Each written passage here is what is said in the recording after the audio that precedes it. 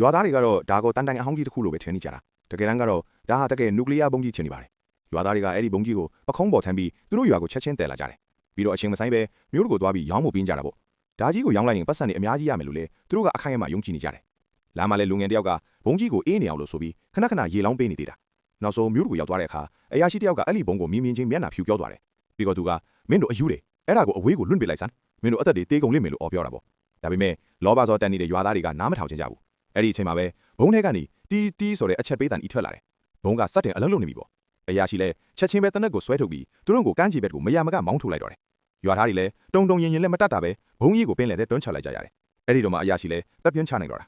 ခဏကြာတော့တလောကလုံးတိတ်ဆိတ်သွားပြီးနောက်တစ်စက္ကန့်မှာပဲပင်လယ်ကြီးပောက်ကွဲသွားပါတော့တယ်ဇီရီဟာကောင်းကင်ဘော်ထိပန်းထွက်သွားပြီးလူတွေအလုံးမင်တက်သွားကြတာပေါ့